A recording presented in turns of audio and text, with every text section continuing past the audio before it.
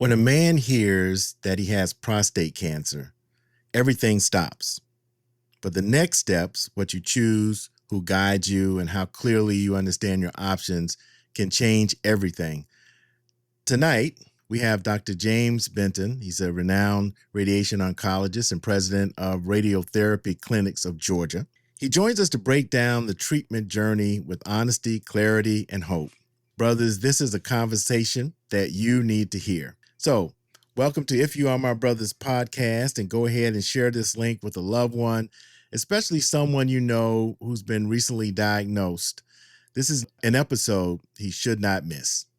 So we have a confirmation with a second opinion that he definitely has prostate cancer.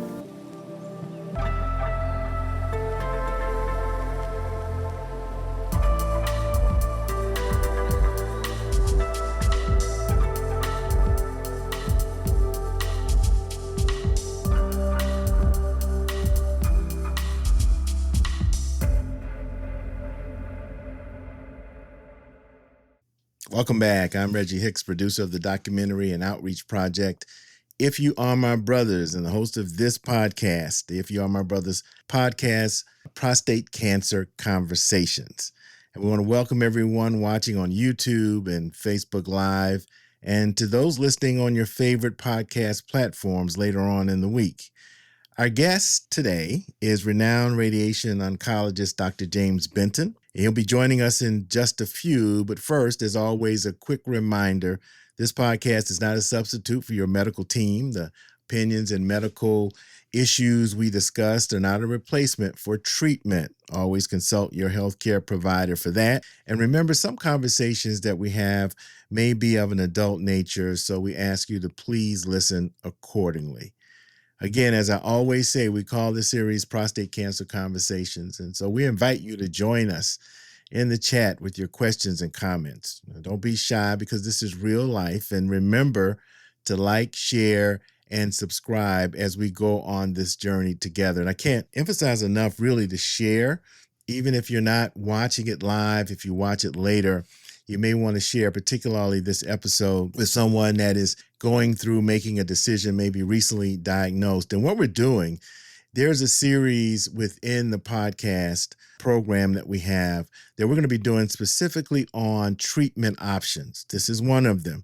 So all of the episodes will be archived on our YouTube channel and also on our website, ifyouaremybrothers.org, and also on all of the podcast platforms. So if you want to go and look at the different treatment options, we'll have a special guest on and experts like Dr. Benton tonight, who will be joining us in just a second. Again, if you want to learn more about the podcast, obviously, and the research and documentary project, ifyouaremybrothers.org is the website. So we hope you give us a visit.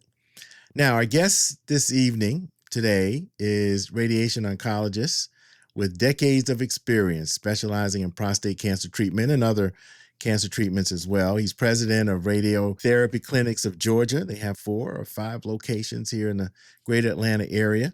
He's known for championing personalized community-based cancer care. Education-wise, he's a graduate of Armstrong State University. He's a Morehouse man, Morehouse School of Medicine, and also the Medical College of Georgia. He completed a residency in internal medicine at the Medical College of Virginia and a second residency in radiation oncology at Emory University, where he was chief resident. And most importantly, he graduated from Saul C. Johnson High School, home of the mighty Atom Smashers, which happens to be Dr. Benton's alma mater and my alma mater as well. So I want to welcome Dr. Benton. I knew you back when you were James, so I still am. So forgive me if I kind of revert back to that. So glad that you could be here. I know that you had surgery today and you've been really busy, and we just appreciate coming on and being a part. And also thank Eleanor for me, your wife. We all grew up together and went to school together, and I think she kind of stayed on you, I'm sure, to keep you on track, right? Always, you know that. So this particular episode, we're really going to dive into radiation oncology. I know you do a lot of other types of cancer, but you also specialize in prostate cancer. So before getting started specifically with the different treatment options and things like that, what motivated you to get into, you're an internist, right? And then you made that switch that went down that road of radiation oncology. How did that happen? Well, it's interesting, Reggie. As you said, I did internal medicine first. I was in practice in our hometown, Savannah, for 3 years. And my hero is my grandmother, who raised me. She developed gastric or stomach cancer when she was in her 80s. And I was doing internal medicine, but that's what changed my direction. I became more and more interested in oncology, just in general. But that really precipitated my interest in radiation oncology. And I noticed all over the kind of the website and you've been interviewed before, you really emphasize in what you do quality personalized cancer care in a community setting.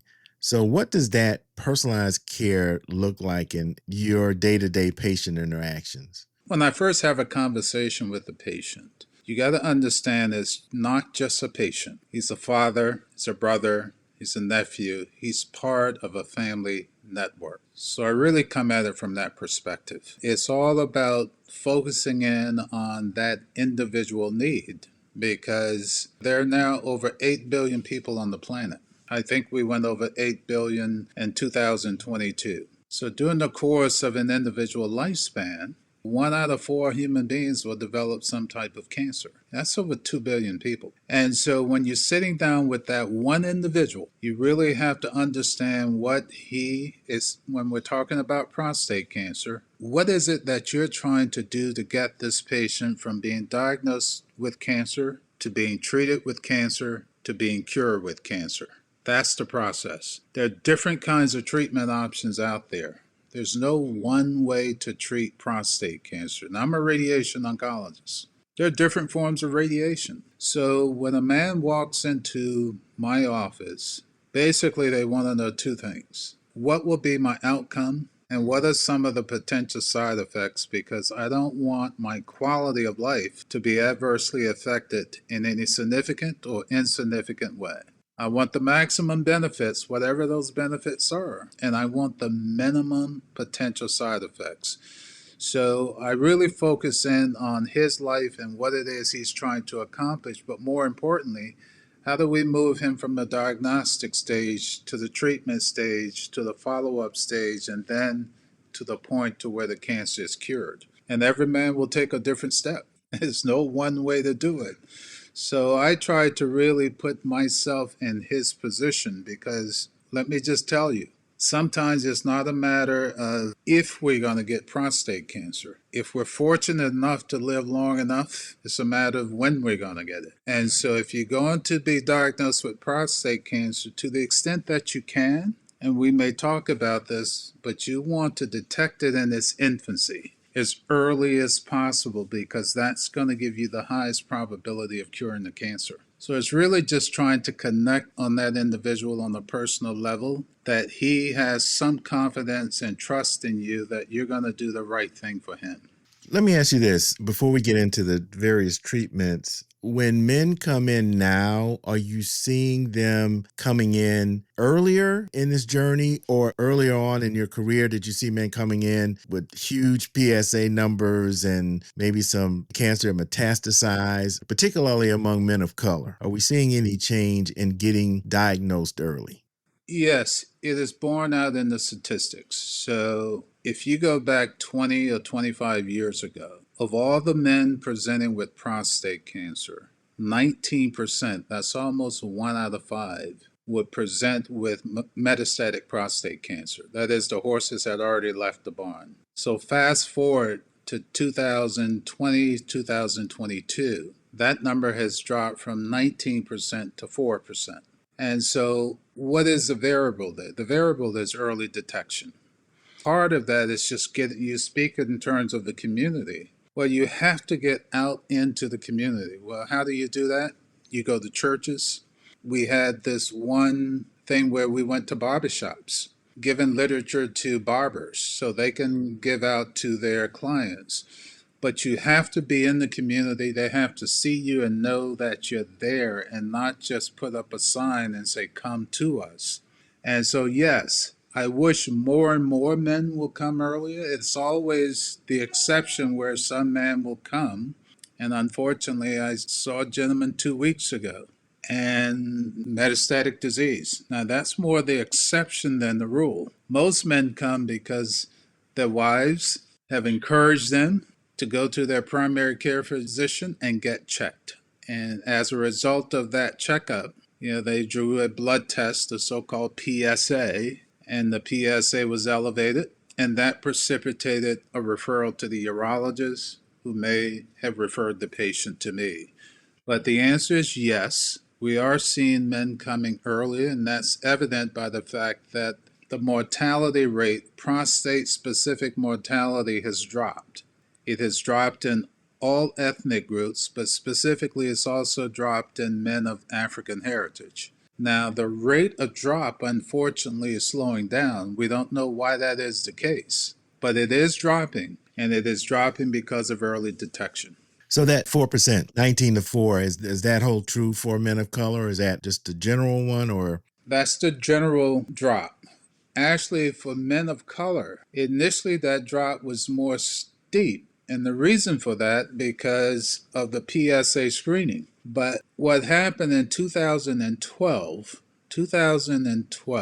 the United Task Force on recommending certain screenings suggests literally that men stopped getting screened. And that was terribly unfortunate. And you know what happened? More men presented with advanced disease, more men presented with metastatic disease. And that rate went up disproportionate in men of African heritage. Because if you think about it, men of African heritage are probably 73% chance more developing prostate cancer. But the mortality rate is twofold than the white counterparts. African American men are twice as likely to die from prostate cancer than their white counterparts. That hasn't changed in over 20 years. Now, there's some confounding reasons for that. Obviously, not access to health care, but access to quality health care. Insurance is an issue. Genetic predisposition. Men, for whatever reason, not listening to their bodies or listening to family members as it relates to going to the physician. Some men don't have trust in the healthcare system. It doesn't matter if it's a black face or a white face on the other side of that table. And you can sometimes trace that back, unfortunately,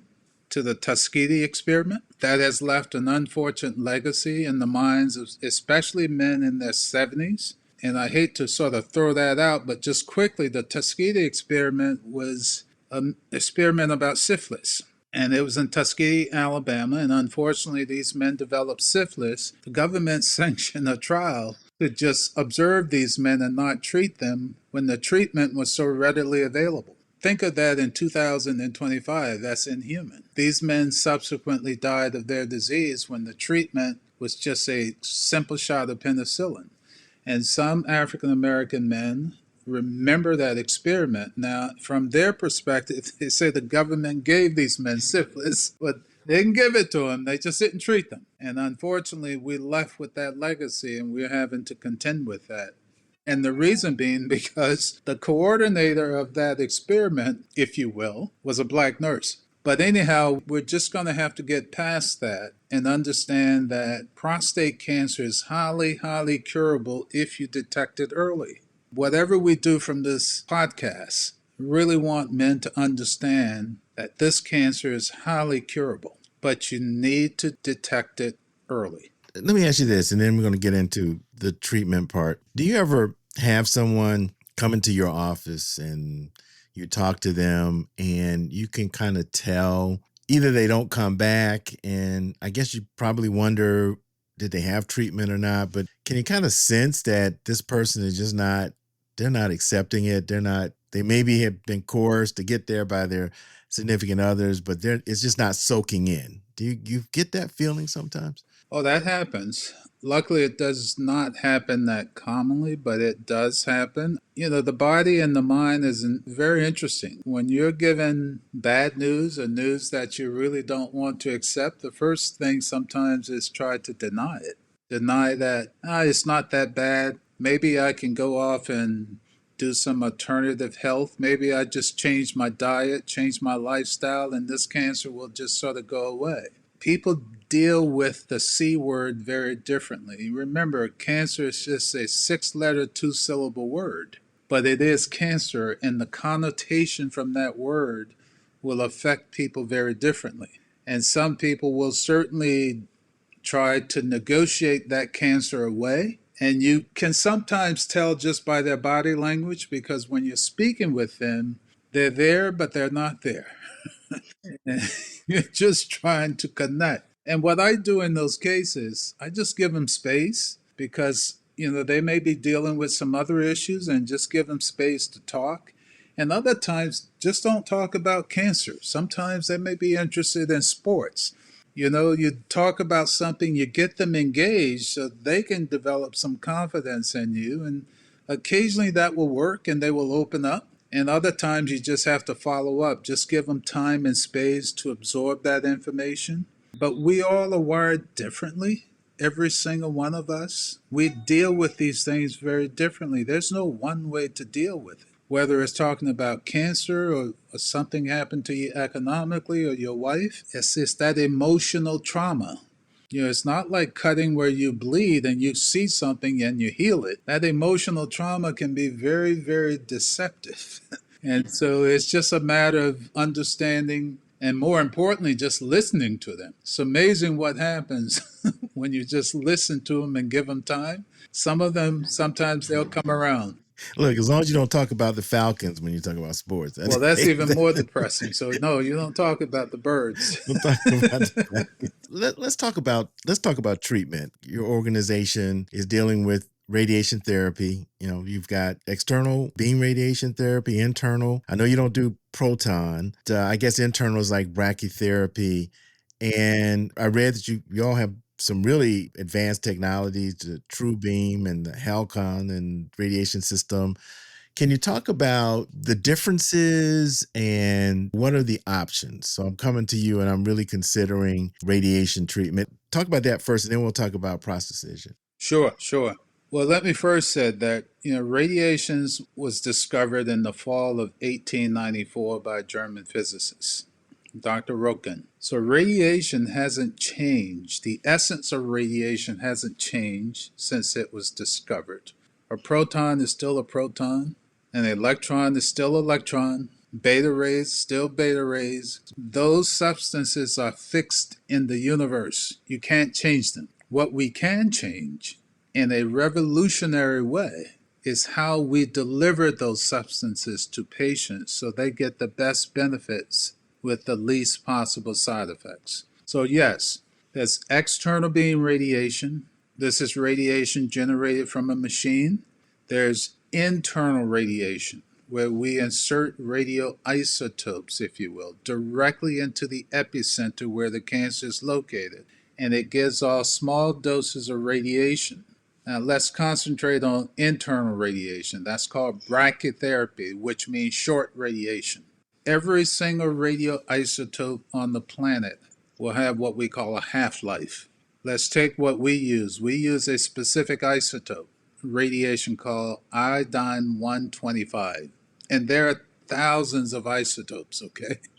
We just use this one because it has certain physics to it. But every single one of them have a half-life, which means over a certain period of time, it will lose half of its activity. For example, iodine-125 has a half-life of 59.4 days. So about every 60 days, you'll lose half of the activity. For example, on day 1, you will have 100% of the activity. Day 60, you will have 50%. Day 120, you will have 25%.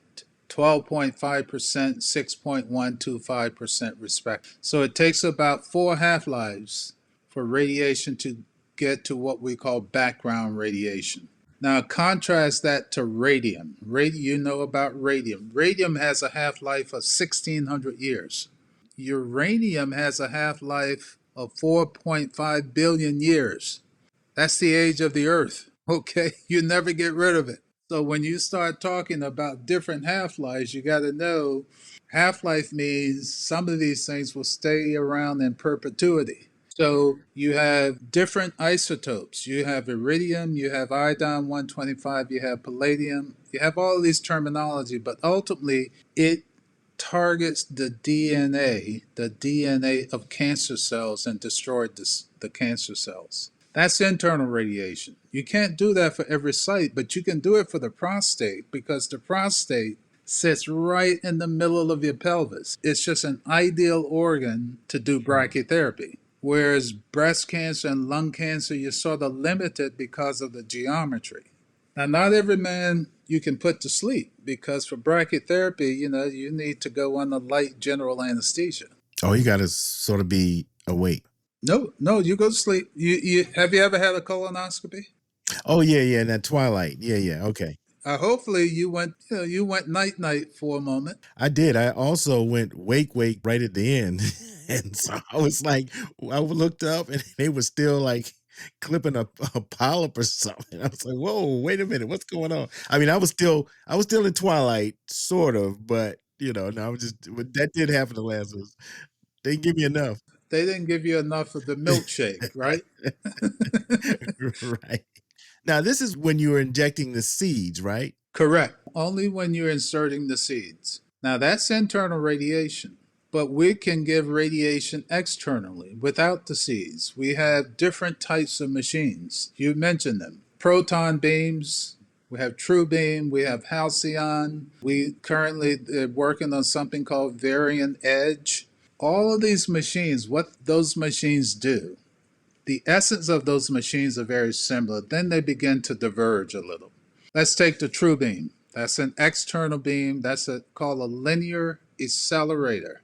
So in that machine, it generates electrons, which are negatively charged particles. And they speed those electrons up to the speed of light. Okay, 1 times 10 to the 8 meters per second, or 387,000 miles per second. Wow, sound like I'm on the Enterprise. All right. Yeah. Now, but you're not being treated with the electrons. The electrons are there to make what we call photons. So those electrons are charged into a metal substance. And that interaction of the negative electrons with the substance, that interaction creates photons, which are chargeless. They don't carry a charge. They travel as what we call a wavelength. But it's also going at the speed of light. That's photons. Now you have protons. Proton is a positive charged particle. It's a particle beam, but it only goes 2/3 the speed of light. And it has a certain physics where it can deposit radiation around a target, and then you get fairly drastic fall off. That little fall off and that elevation, and you can Google this, is called the Bragg peak, Bragg peak. That is very specific to proton therapy, but it's only external beam. There's no internal beams with protons. So you have photons, protons, different types of internal beam, whether it's brachytherapy with iodine or some other substance. And so those are the basic 3 types. Now, people will say, well, do you have a true beam or do you have a halcyon? It's almost like saying, well, do you like a Chevy or do you like a Ford? Right? They all are going to do the same thing. It's just, which do you like? How does that differ, those two from the others? It's target specific. We have a true beam and we have a halcyon. The only difference is the halcyon sort of works in an arc, and it's supposed to tighten up the treatment in a much more confined space. But the difference is not that significant. We can also do that with true beam because we can modulate that beam. Go back about 30 years. So if you go back about 30 years, think of water coming out of a shower head, okay? This is radiation coming out of a machine. So 30 years ago, all the water will come out, every drop will come out at the same time. You could not modulate each of those drops. Well, with TrueBeam and Halcyon and modulated therapy, as opposed to all the water coming out at the same time, you can modulate every single one of those drops to different speeds so you can paint, if you will, the target. And it makes a world of difference because the goal is to get the maximum dose to the target, whatever that target is. Listen, the smallest organ in the body is called the pineal gland. Pinel. That's a little gland in the brain. Unfortunately, children can get something called a pineoblastoma, which is an aggressive brain tumor. We can treat that with radiation. So if you can treat the brain with radiation and miss all of those eloquent structures like the frontal lobe and the chiasm, you can treat any organ in the body. The prostate is a simple one, but when you get into the brain, you really have to get very specific, right? But it's the same technology we use to treat the prostate. There's no difference.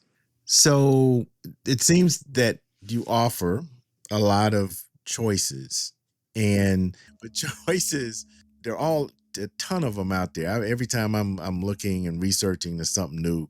So a man comes to you, and how do we make a decision on, do we want to go with the precision? Do we want to go with the seeds? And how do you guide a man? How do you guide someone? And I understand it is, the patient's decision, but are there different diagnoses that say, well, this will be better or this will be more effective, or, how do we make that choice?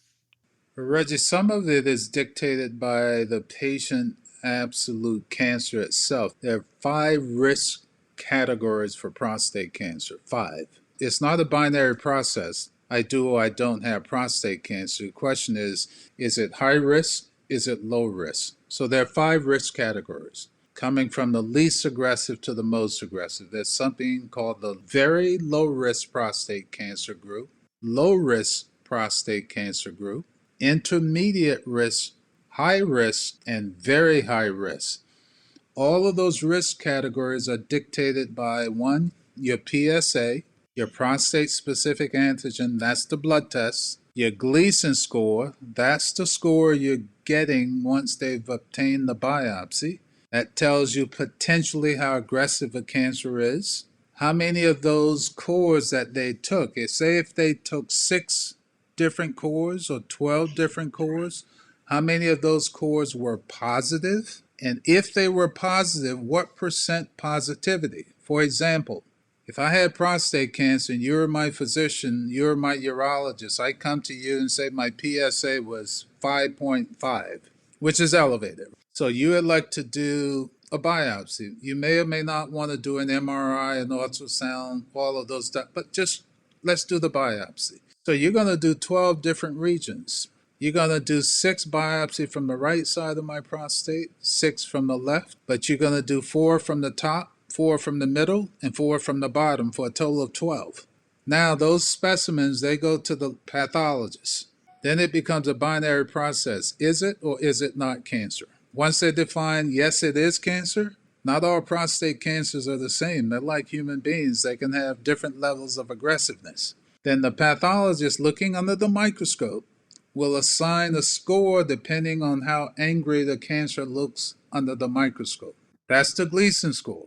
Now, the old system is from 2 to 10. Now, having said that, you rarely ever see a man with a Gleason less than 6. It's almost non-existent. So most men will either have a Gleason 6, 7, 8, 9, or 10. The higher the number, the more aggressive it is. But most men will either have a Gleason 6 or 7.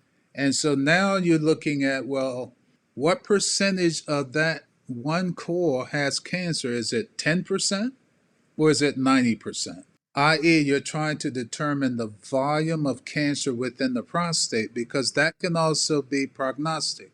So depending on which of those 5 categories you fall into, certain treatments may be accommodating to you. For example, if you're in the very low risk, Let me just define that. I'm not going to go through all the risks, but let's just define what's very low risk.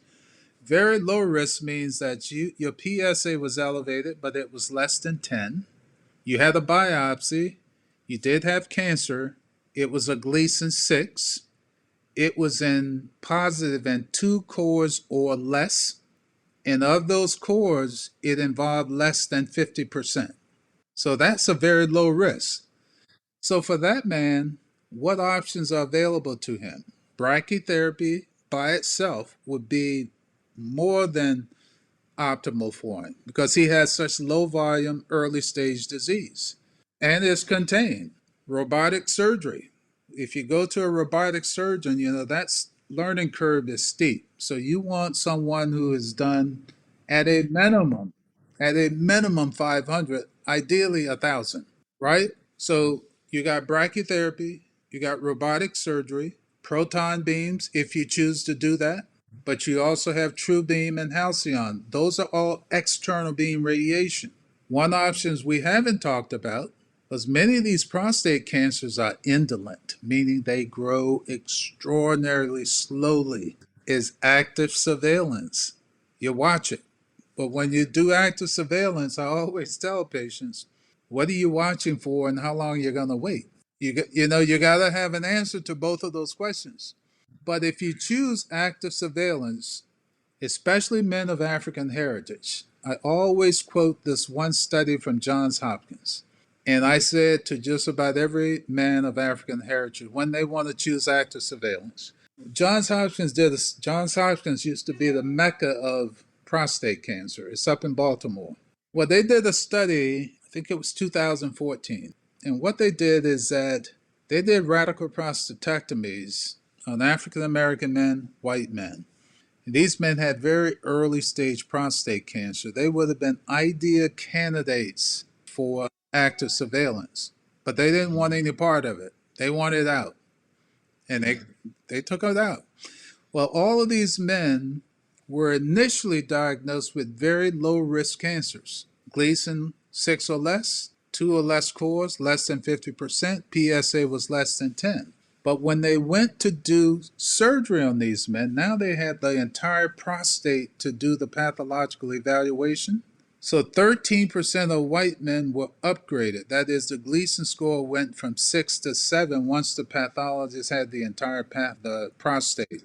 29%, almost a third of men of African heritage were upgraded. That is, the biopsy Gleason was not indicative of the actual Gleason throughout the entire prostate. And no fault through the pathologist or the urologist. Whenever you do a biopsy, it's the sort of needle in the haystack, right? And so I always quote that to men of African heritage to say, if you're going to do active surveillance, don't just go by the Gleason score and the PSA. Now we have genomic testing, genomics, genetics. There are 3 genomic assays out there. Genomics means that they actually go take the tissue from the cancer and they interrogate the DNA to determine on a genetic level, not just from the microscope, how aggressive is this cancer? And they'll give you the probability of succumbing to this cancer in 10 years if you elect active surveillance versus surgery versus radiation. And there are 3 genomic tests out there. One is called Prolaris, Prolaris. The other is called Decipher, Decipher. And the other one is GPS. The 2 most commonly used is either Prolaris or Decipher. It does not require an additional biopsy. They can get the sample from the pathology lab and they'll send it to a genomic test where they do all kinds of genetic testing. I highly recommend that to every single man who's going to do active surveillance because, for example, it'll come back and it'll give you 3 numbers. It'll get the Polaris, for example. It'll come back and give you a Polaris score on a scale of 0 to 10. 0 means this cancer is almost like not being cancer. 10 means you need to get treatment like yesterday, right? Then they'll say, if you elect active surveillance And active surveillance does not mean you're not doing anything. It means you're getting your PSA check every 3 to 4 months. You may want to get an MRI 12 to 18 months, and you want to be examined. What's the probability of succumbing to this cancer in 10 years? Is it 1.1%, or is it 3%, or is it 20%? So that's just some additional information for the physician and for the patient to make an informed decision. Okay, well, I have genetically this cancer. It's not an aggressive cancer. God has given us something that sometimes we take for granted that have kept us alive longer than we probably know. It's called the immune system, right? It not only fights viruses and bacteria, but it also fights cancer. Probably fight more cancer than we realize. Okay. And so now we're into immunotherapy now. I mean, that's a big thing in cancer. Immunotherapy basically just enhances your own immune system to fight the cancer. I mean, it's not chemotherapy, it's not radiation, it's immunotherapy. It's simply enhancing your immune system. Well, why didn't it fight that cancer? Because cancer can move in the cloak of darkness and disguise itself as you. Immunotherapy takes that disguise away. But if you're going to do active surveillance, and you would only recommend active surveillance, by the way, remember I said there are 5 risk groups? And the very low risk, and occasionally the intermediate risk. You would not recommend active surveillance in high risk or very high risk. Those patients need to be treated. Is that something that insurance will cover? And Oh, absolutely. yeah, because I know some guys right now that are in active surveillance. I think a lot of times we the PSA is important. We put a lot of credence in the PSA, and I think sometimes to our fault, it's like I had one guy say, well, I went in, I'm active surveillance, my PSA was 5, but man, the last PSA I had was 4.3. And so, they're feeling good about the fact that time it was down. So I can just kind of extend this active surveillance as long as it kind of fluctuates like that. I did active surveillance for a while. Back in the day, I didn't have the Geno test. And something interesting you said was my Gleason score was 6. And that's the other thing too. I think a lot of guys, when they hear 6 out of 10, they get really scared. Why isn't it 3 or why isn't it 2? But it's interesting that you said in most cases, it's pretty much going to be 6, right? And so I think we kind of get a little kind of like intense. But, oh man, it's 6 out of 10. Oh my goodness. But my cancer, I had it removed, my prostate removed. You and I, matter of fact, I went to see you initially, and then I came back and counseled with you when it came back as a biochemical reoccurrence, which is a nice way of saying kind of it's bad. It's like, okay, because I was like, that's cool. But then I figured out, oh, okay, it's back. And after 12 years, that was a little discerning because I really didn't expect that after 12 years of it being undetectable. And, it just went up to like 0.25 and then kind of gradually went up from there. But it's good to know so if you're in active surveillance, it would help to have one of these done. It gives you a little bit more information, right, going forward. Absolutely. I would highly recommend anyone who's undergoing active surveillance get 1 or 3 of those genomic assays. And one comment about the PSA. The PSA came into practice in the mid 1980s. It's by no means a perfect test. It's an indicator because I tell men 18% of men, almost 1 out of 5, will have and I'm going to put this in quotation mark, a normal PSA but still have prostate cancer. 18%. So the PSA can fluctuate because remember, it's all about disturbance of the prostate. So if you have prostatitis, if you're an active bike rider, we sit on our prostate when we ride bikes. Anything that can cause irritation can cause the PSA to go up. Sexual activity can cause it to go up. So even after a rigorous exam, if you do a digital rectal exam, can sometimes falsely elevate your PSA. But the PSA is not a direct linear line. It can fluctuate. So it can be 5 and 4.5. It doesn't mean that things are getting better. So always look at the entire picture. What's your Gleason score? What's your PSA? What's the volume of disease? And by the way, what did this genomic assay say in terms of the genetic aggressiveness of this cancer? We have moved from under the microscope, okay, until the bench in the lab looking at DNA for not just prostate cancer, but for many other cancers. But just to let you know, of all men who undergo a radical prostatectomy, about 28, almost 30% will have a biochemical recurrence. Now, 70% of those recurrence will recur within the first 5 years. All right. But 25% will recur between years 5 and 10. You fell into that 5% that recurred after 10 years. Is there any research as to why that happened, or just that's what it is? You know, the only predictable thing about cancer is its unpredictability. As soon as you think you're smart enough to know how cancer is going to behave, doesn't work. It's, they can sometimes be quite unpredictable. Now, what we do know, the later you recur, the better the outcome. Now, if you had your radical prostatectomy day one and 12, 13 months later you fail, that's not a good sign. Okay? Something else was going on, right? Right. Probably at the time of surgery, but they were under the radar. So, but when the later you recur, if you get the appropriate treatment, for which I think you did, then the better the outcome. Which leads me to, as we kind of wrap up, two couple of questions.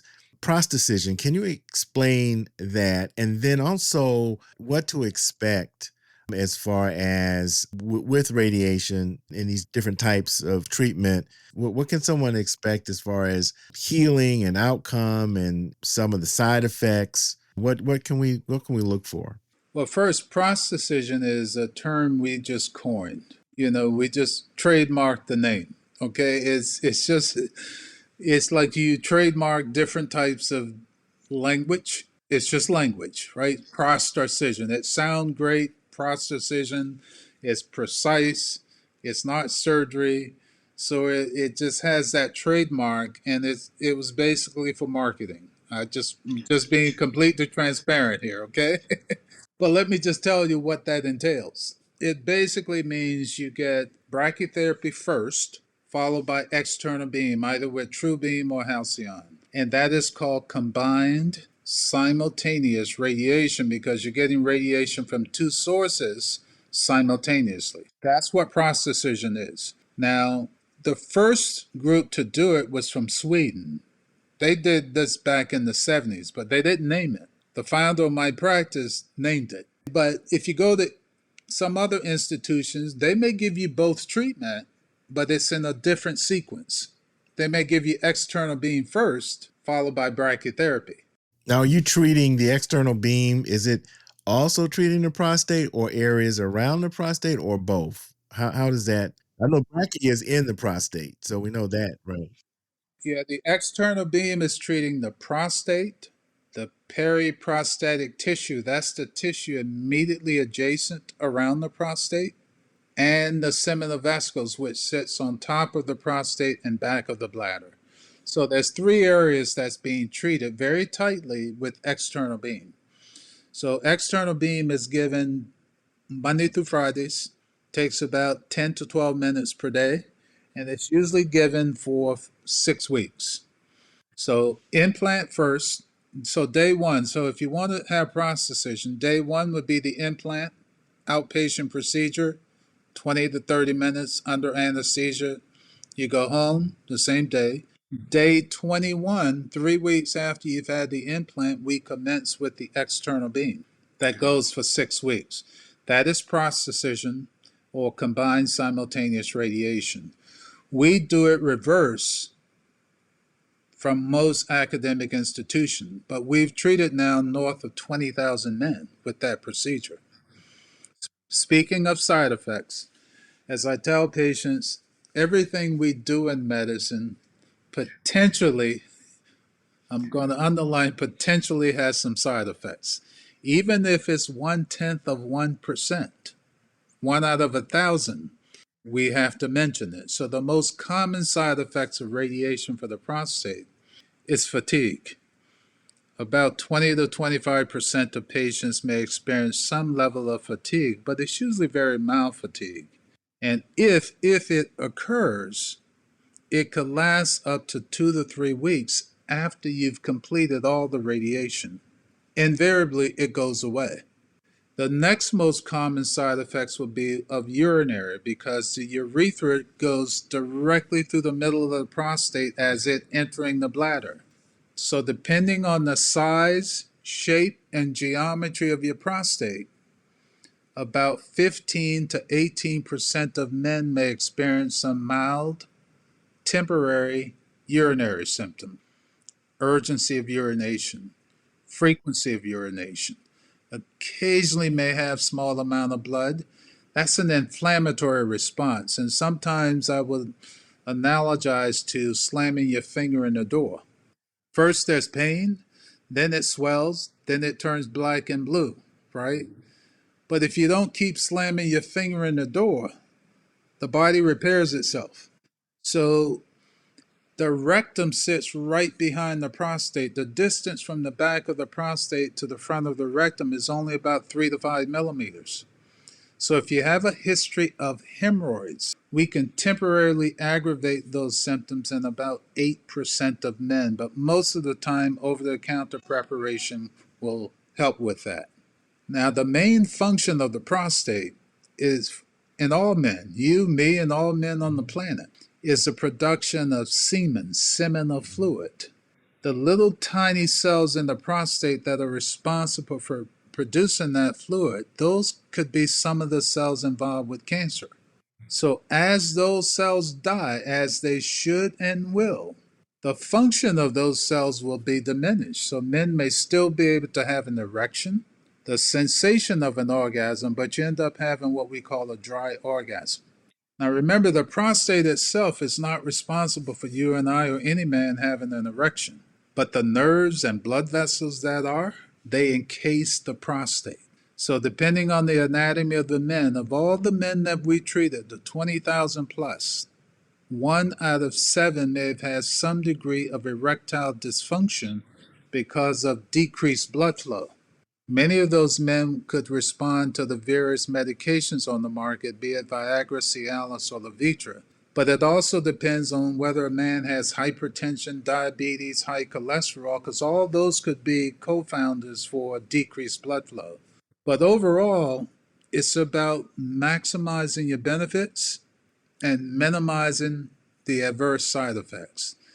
But a lot of it also depends on the sensitivity of a man to radiation. Not all men will have the same sensitivity, but most men do very well because the technology we have today is so much more sophisticated and eloquent than the technology was, say, 10, 12 years ago. But you do have choices, and that's the key. Understand your choices.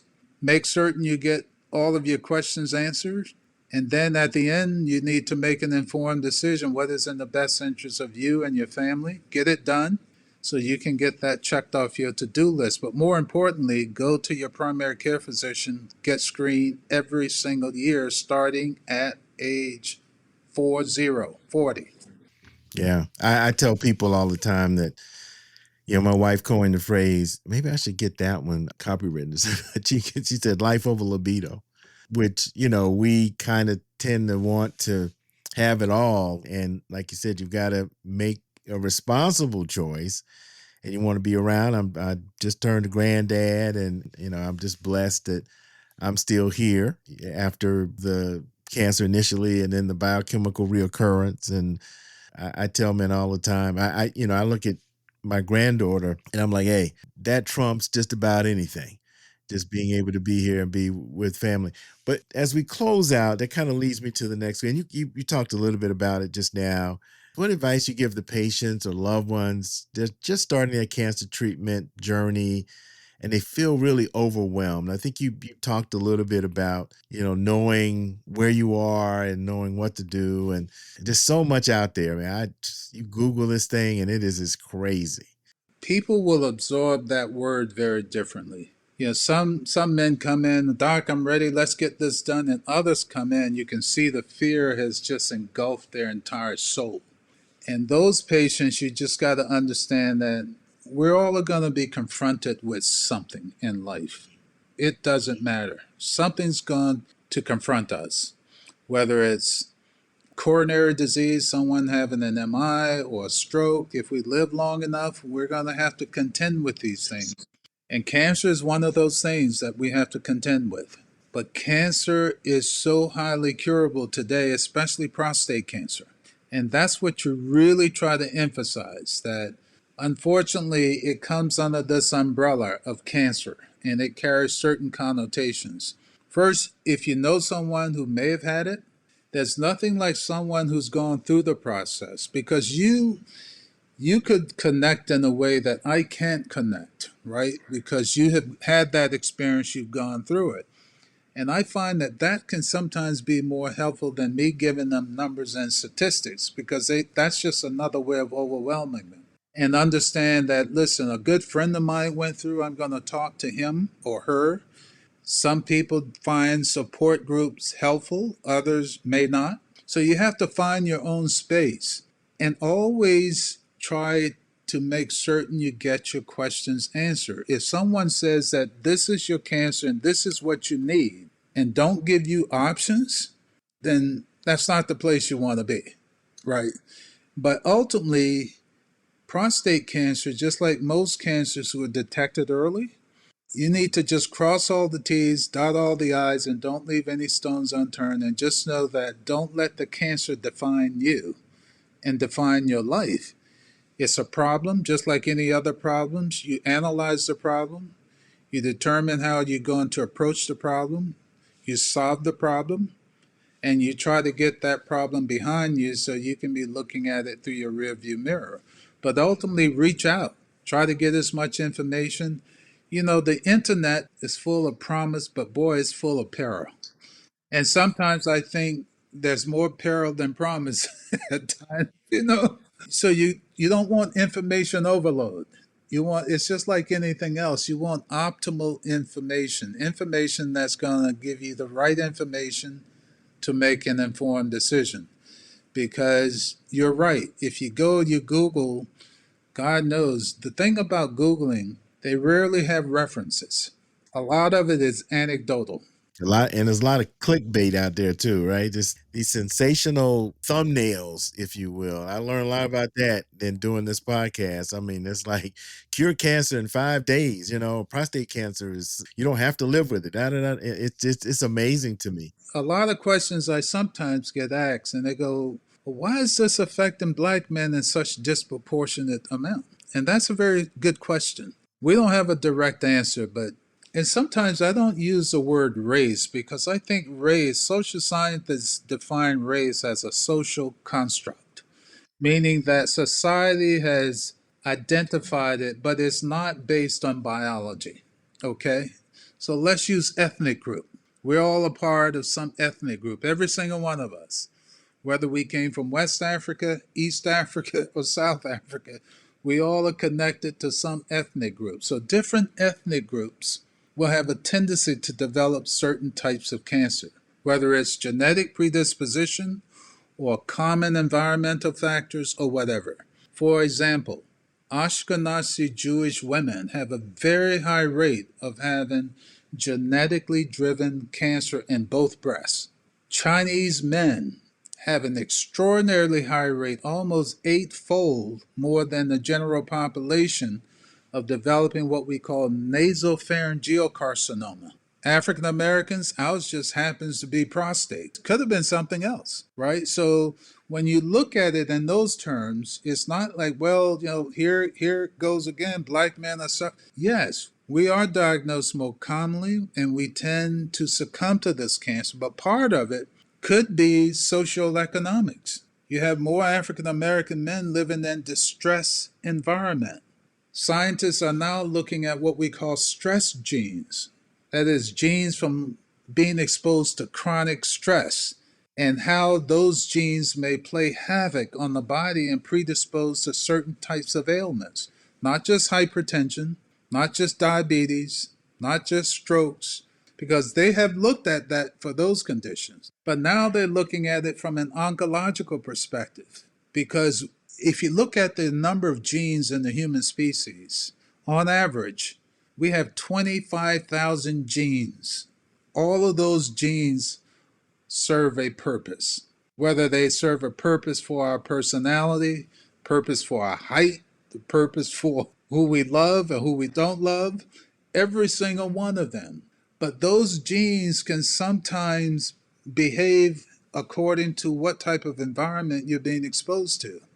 That's called epigenetics, meaning we're born with fixed genes, but because we're born with this distress environment, what does that do to those genes in terms of how they turn on themselves and the cells in the body to make them cancer?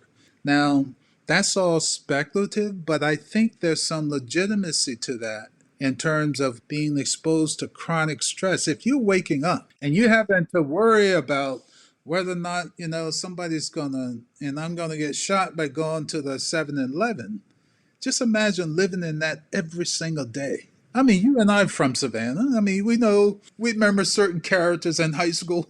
I won't call any names, okay? But, they were from certain parts of the city. Yeah, that's something that we'll definitely have to investigate and talk about down the road. But I know we're getting close to an hour, and I want to just thank you. I know you got to get up because you got your scrubs on. You can't be just hanging out. And it's Thursday night football, so I don't want to keep you from. I think is Dallas playing tonight. I'm not a big Dallas fan, but one of our high school guys, man, he was a diehard Dallas fan. You couldn't say anything bad about Dallas.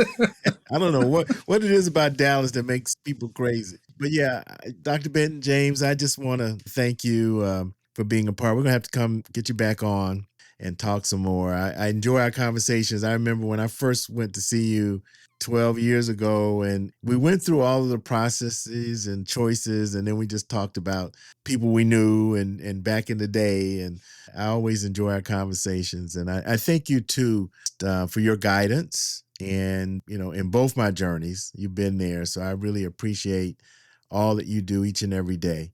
Please give my best to Eleanor, and happy holidays to you and the family. And thanks again for being a part of this. We appreciate you. I am happy to do it, Reggie, and it's always good to reconnect. Please give my regards to your family, and I hope you guys enjoy the holidays, and let's stay in touch. Absolutely. And remember, not to equal, but excel. You got it. You know it.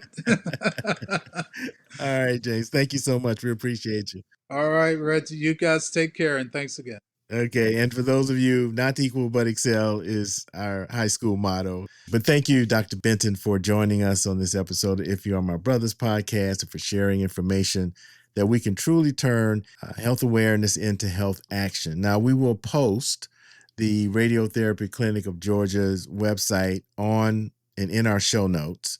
So definitely you can check them out. Wealth of information there, including a prostate cancer guide, a book as well. So we have the link, will be in the show notes to that too. We want to thank everyone for sharing your comments, questions. I hope that we provided you helpful information and supported others with similar inquiries. We want to thank you for being a part of this conversation. As I mentioned at the start of the show, we were in this together. And if this episode resonated with you, we want you to ask that you share it with a loved one, like and subscribe. You can connect with us via email, social media, even traditional mail. And you can listen to past episodes at ifyouaremybrothers.org. There you can sign up for our e-newsletter. Finally, If You Are My Brothers is a nonprofit 501c project dedicated to prostate cancer awareness and health action. And we hope you will support us in what we do. Now, here's a slide. I think Danny has it with giving options. If you're listening to our podcast, the link is in our show notes. And when you make a contribution, you will receive your very own If You Are My Brothers commemorative mug. And we want to thank Atlanta Brand Central for providing our new mugs for us free of charge. It's a donation. And we really want to thank Daryl Armstrong and the folks at Atlanta Brand Central for all they do. Their website, by the way, their link is in our show notes as well. Now, you will be entered into a drawing for a chance to win an original painting of what we like to call our Everyman logo by renowned artist Cecil Bernard. And at the end of the month, someone's going to get this, so it's not going to be on my wall anymore. But this is a one of a kind. If you don't know Cecil Bernard, we'll have a link to all of his work as well. We have that for you. So every time you come to the website, you don't have to give, but if you do, we will enter your name into the hopper. And at the end of December, we'll be pulling your name, hopefully, for that really nice painting. Additionally, all episodes are archived on our YouTube channel, so you can go back. And as I mentioned before, at the very beginning, we do have a number of episodes that we're specifically looking at various treatments. So we'll have experts like Dr. Benton on to really talk about in depth, as you make your decisions. So definitely start kind of searching for those as you see them archived on our website. Special thanks to our producer, Daniel Garcia Pozo. In the backgrounds, clicking all the buttons, to Zach Reynolds at Borkhouse Productions for our opening. And remember, this podcast is, again, not a replacement for medical advice. Always confer with your healthcare providers about your health. That's important. Now, join us for our next episode. We've got a very special guest, David Moffitt, who is a survivor advocate. I mean, this brother really, really has some great stories and just is an inspiration. So join us for that. And we look forward to David on our next episode. So that's about it. If You Are My Brothers is a project of Straight Street Media. And you can learn more about Straight Street Media, which is a nonprofit organization, at straightstreetmedia.org. So until next time, if you are my brothers, you will share this message. Take care. Stay healthy. Happy holidays.